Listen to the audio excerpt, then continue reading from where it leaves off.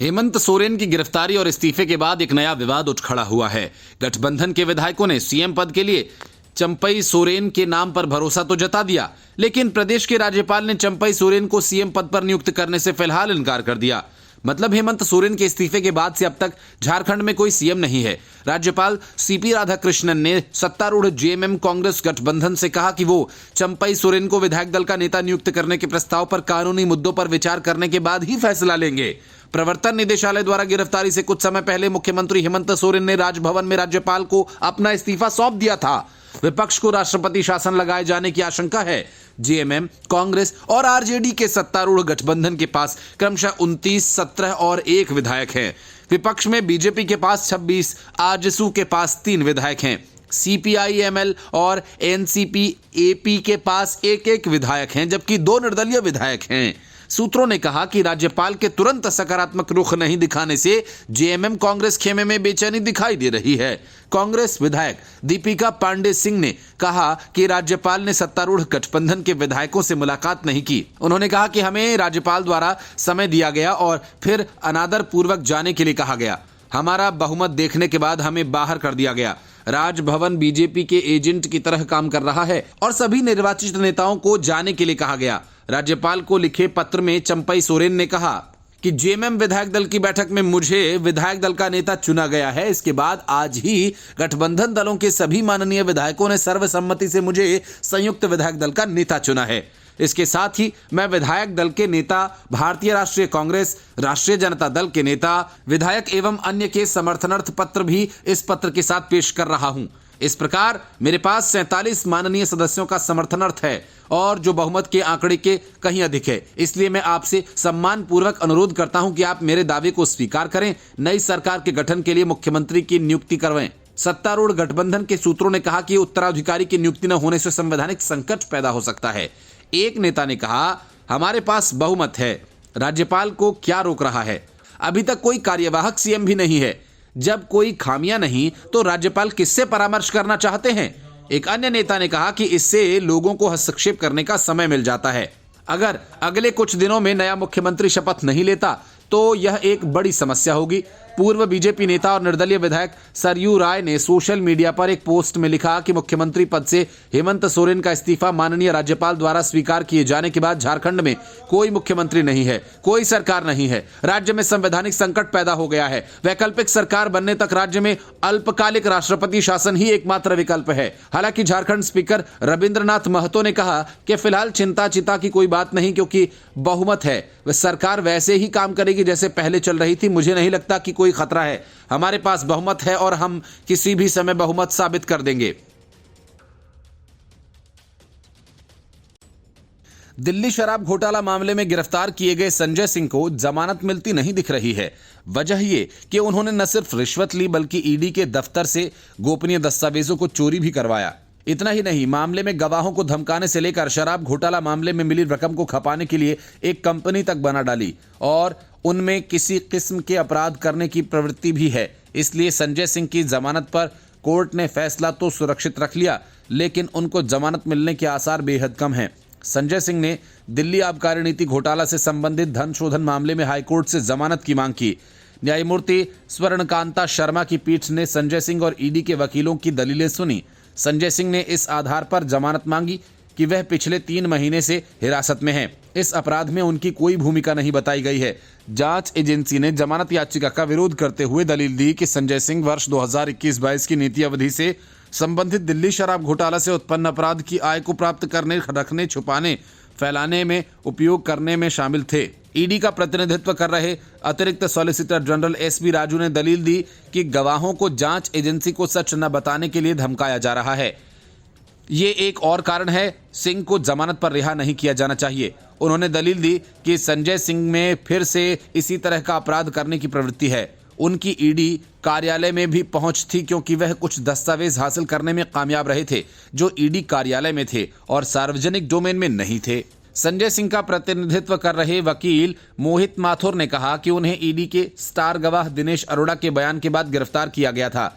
बचाव पक्ष ने कहा कि उन्हें धन शोधन मामले में आरोपी नहीं बनाया जा सकता क्योंकि सीबीआई की मुख्य प्राथमिकी में उनका नाम नहीं था। ईडी द्वारा 4 अक्टूबर 2023 को गिरफ्तार किए गए राज्यसभा सदस्य ने विशेष अदालत के 22 दिसंबर 2023 के आदेश को चुनौती दी, जिसके द्वारा धन शोधन मामले में उनकी जमानत याचिका खारिज कर दी गई थी। याचिका के जवाब में ईडी ने कहा, सिंह कथित तौर पर अपराध की आय को सफेद करने के लिए एक विशेष प्रयोजन के तहत कंपनी बनाने में शामिल थे।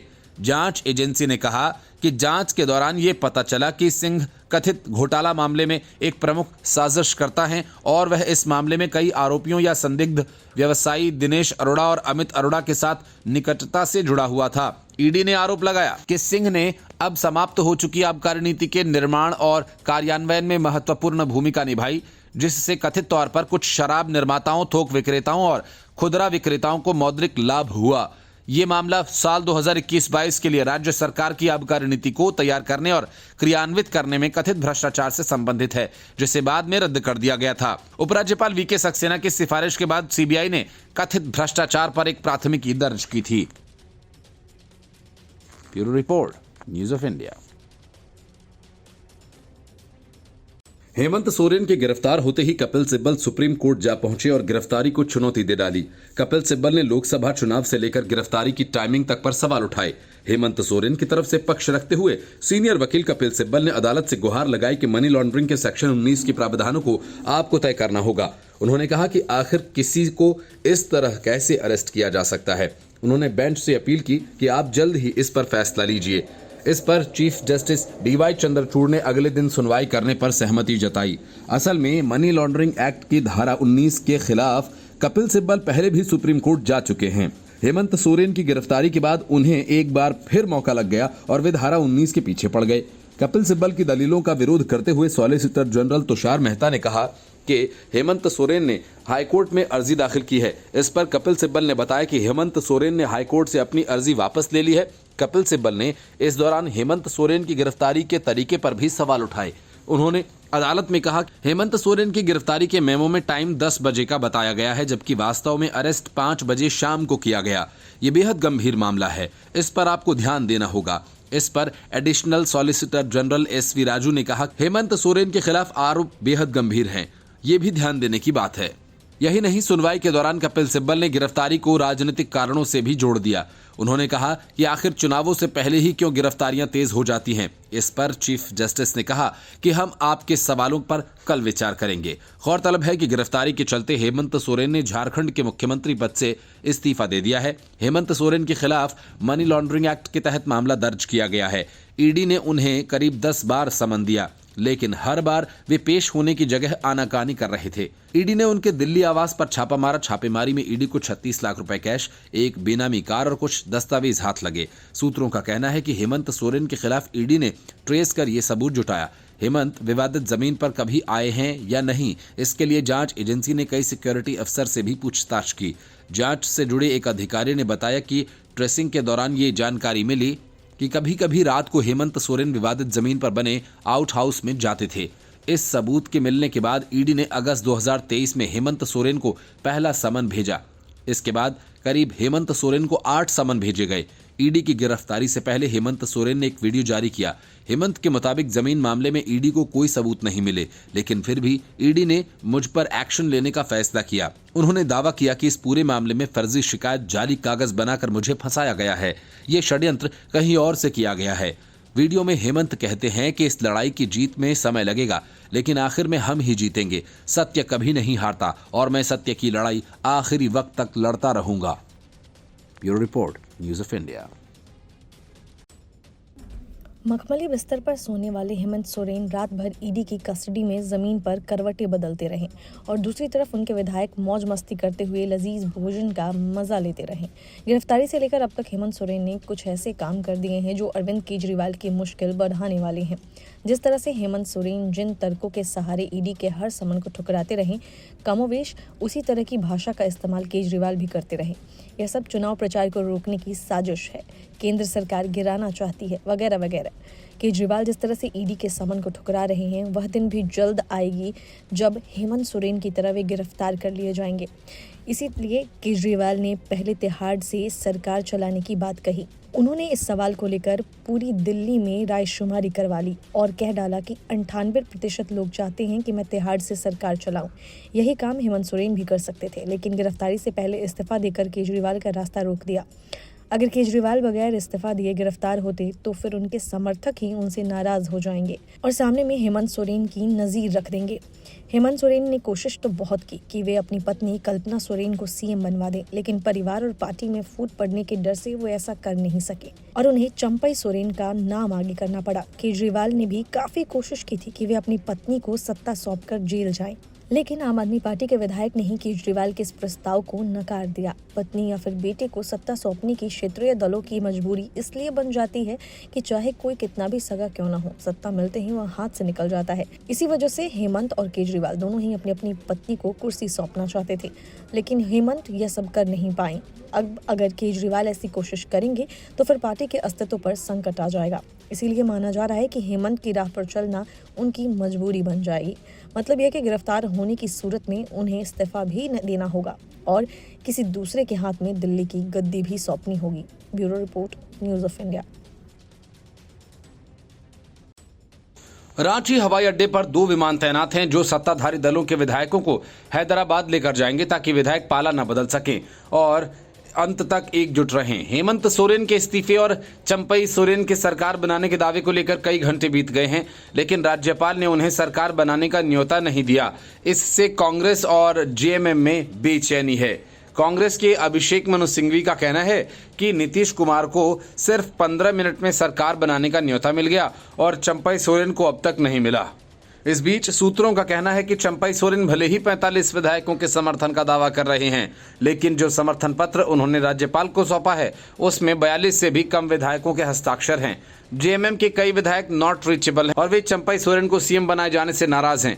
चंपई सोरेन के नाम से शिबू सोरेन और सीता सोरेन भी सहमत नहीं हैं।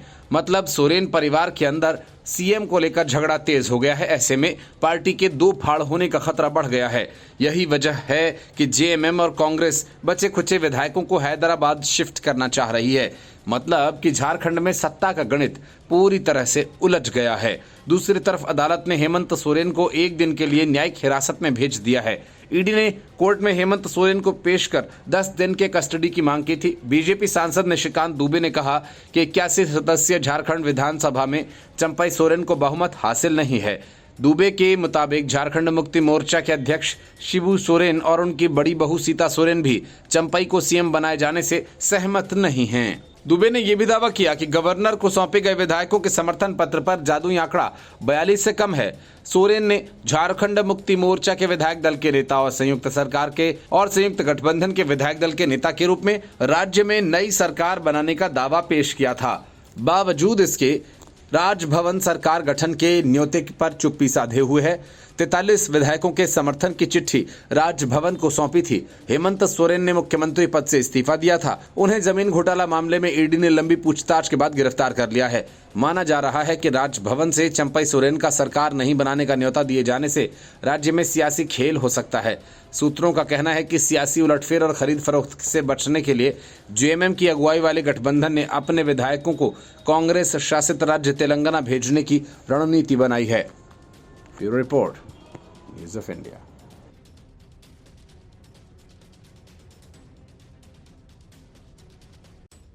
लोकसभा सीट शेयरिंग को लेकर ही बिहार में नीतीश कुमार इंडी गठबंधन ही छोड़ गए। ममता बनर्जी इतनी नाराज हो गई कि उन्होंने इस बात का ऐलान कर दिया कि वे कांग्रेस को एक भी सीट नहीं देने जा रही। अखिलेश यादव ने अपनी तरफ से उम्मीदवारों की लिस्ट जारी कर दी। कांग्रेस की बची खुची उम्मीद महाराष्ट्र पर टिकी थी, लेकिन वहां भी बड़ा पेंच फंस गया। कांग्रेस को मुंबई में 3 सीटें चाहिए, लेकिन उद्धव ठाकरे उसे 1 सीट देना चाहते हैं। राज्य में लोकसभा की कुल 48 सीटें हैं, मुंबई में 6 सीटें हैं। ऐसे में दोनों दलों के बीच ये मुद्दा गहराता जा रहा है और इसकी वजह से सीट शेयरिंग का फॉर्मूला भी नहीं बन पा रहा। फिलहाल 3 दलों के नेताओं के बीच मुंबई के अलावा काफी सीटों पर आम सहमति बन गई है। सूत्रों का कहना है कि राज्य में 38 सीटों पर आम सहमति है, 10 सीटों पर मतभेद है और इस पर अभी फैसला होना है। पार्टी नेताओं का कहना है कि अगर कोई सहमति नहीं बनती तो शरद पवार, उद्धव ठाकरे और कांग्रेस पर्यवेक्षक रमेश चेन्नीथला इसको लेकर एक बैठक करेंगे और मुद्दे पर जल्द से जल्द सुलह का रास्ता निकालेंगे। इस बीच वंचित बहुजन अघाड़ी के अध्यक्ष प्रकाश अंबेडकर ने मंगलवार को कहा कि कांग्रेस महाराष्ट्र में लोकसभा चुनाव अकेले लड़ती है तो 50% सीटों पर अपनी जमानत खो देगी, इसलिए पार्टी को महाविकास अघाड़ी के तहत चुनाव पूर्व गठबंधन को मानना चाहिए। अंबेडकर ने चेतावनी दी कि सहयोगियों के समर्थन के बिना कांग्रेस के लिए ये राह कठिन होगी। उन्होंने ये भी कहा कि कांग्रेस अब गठबंधन में नेतृत्व की स्थिति नहीं ले सकती। उन्होंने कहा कि हमने देखा कि कैसे कांग्रेस की एक छत्र बढ़त के कारण भारतीय गुट विघटित हो गए। अगर कांग्रेस महाराष्ट्र में भी ऐसा ही करती है तो इसका एमवीए पर प्रतिकूल प्रभाव पड़ेगा। अंबेडकर की टिप्पणी उस दिन आई जब एमवीए नेता महाराष्ट्र में 48 लोकसभा सीटों के लिए सीट बंटवारे के फॉर्मूले पर चर्चा करने के लिए मुंबई में एक बैठक कर रहे हैं। डॉक्टर BR अम्बेडकर के पोते अम्बेडकर ने कहा कि VBA ने हमेशा समान विचारधारा वाले धर्मनिरपेक्ष मोर्चों के साथ काम किया है। ये सभी वर्गों, विशेषकर दलित, अन्य पिछड़ों वर्ग, आदिवासियों, उत्पीड़ितों और मुसलमानों को एक साथ लाने में विश्वास करता है। Bureau report, news of India. Congress अपने दम पर तो क्या, अपने गठबंधन के दम पर भी देश का चुनाव नहीं जीत पा रही है। इसीलिए अब वो चाहती है कि देश को 2 टुकड़ों में बांट दिया जाए, एक उत्तर और एक दक्षिण, 2 देश बन जाए, मतलब कि देश को तोड़ दिया जाए। कर्नाटक के डिप्टी CM DK शिवकुमार के भाई और सांसद DK सुरेश के इस बयान के बाद बीजेपी हमलावर हो गई और उसने कांग्रेस को देश तोड़ने वाला कह डाला। असल में निर्मला सीतारमण द्वारा पेश किए गए अंतरिम बजट को कांग्रेस के सांसद DK सुरेश ने पक्षपाती बताया। केंद्र पर दक्षिण भारतीय राज्यों को धन जारी नहीं करने का आरोप लगाते हुए उन्होंने धमकी दी कि अगर यह प्रवृत्ति जारी रही तो एक अलग देश की मांग उठाई जाएगी। DK सुरेश ने यह बयान बजट 2024 की आलोचना करते हुए संसद भवन के बाहर दिया। अलगाववाद को बढ़ावा देते हुए उन्होंने कहा कि दक्षिण भारतीय राज्यों का पैसा उत्तर भारतीय राज्यों को दिया जा रहा है और उन पर हिंदी थोपी जा रही है। सुरेश ने कहा कि केंद्र दक्षिण भारतीय राज्यों को GST और प्रत्यक्ष करों का उचित हिस्सा नहीं दे रहा है। दक्षिण भारतीय राज्यों को अन्याय का सामना करना पड़ रहा है। दक्षिणी राज्यों से इकट्ठा किया गया पैसा उत्तर भारतीय राज्यों हिंदी बेल्ट को दिया जा रहा है। अगर ऐसा ही चलता रहा तो हम अलग देश की मांग करने पर मजबूर हो जाएंगे। कांग्रेस सांसद ने आगे कहा कि अगर हम देखें कि देश के विभिन्न राज्यों में पैसा कैसे वितरित किया जाता है तो स्पष्ट है कि हमारे राज्य का धन उत्तरी राज्यों में भेजा जा रहा है। कांग्रेस सांसद ने कहा कि विभिन्न राज्यों को धन का वर्तमान वितरण सही नहीं है। उन्होंने यह भी कहा कि राज्य को 15वें वित्त आयोग द्वारा अनुशंसित अनुदान नहीं मिला। इसे चुनावी बजट बताते हुए उन्होंने कहा कि यह चुनावी बजट है। इससे पहले तमिलनाडु की सत्ताधारी पार्टी DMK ने भी कुछ इसी तरह की धमकी दी थी। DMK के सांसद A राजा ने केंद्र को चेतावनी देते हुए कहा था कि केंद्र सरकार तमिलनाडु को और अधिकार दे, वरना अलग स्टेज, अलग राष्ट्र के लिए लड़ाई होगी। DMK सांसद ने कहा कि मैं PM मोदी और गृह मंत्री अमित शाह से विनम्रता से कह रहा हूं कि हमारे मुख्यमंत्री अन्ना पूर्व मुख्यमंत्री और DMK के संस्थापक के रास्ते पर चल रहे हैं। हमें पेरियार के रास्ते पर चलने के लिए मजबूर ना करें। हमें अलग देश की मांग करने के लिए मजबूर मत कीजिए। DK सुरेश के इस बयान पर बीजेपी सांसद तेजस्वी सूर्या ने निशाना साधा। सूर्या ने कहा कि कांग्रेस का इतिहास फूट डालो और राज करो का रहा है। उसी तरह DK सुरेश भी उत्तर और दक्षिण राज्य के बीच विभाजन चाहते हैं। सोशल मीडिया प्लेटफॉर्म X पर तेजस्वी सूर्या ने लिखा कि एक ओर उनके नेता राहुल गांधी अपनी भारत जोड़ो यात्रा के साथ देश को एकजुट करने का प्रयास कर रहे हैं और दूसरी ओर हमारे पास एक सांसद है जो देश को तोड़ने पर आमादा है। कांग्रेस का विचार फूट डालो और राज करो का है। कन्नड़वासी ऐसा कभी नहीं होने देंगे। हम उन्हें लोकसभा चुनाव में करारा जवाब देंगे। Bureau report, news of India.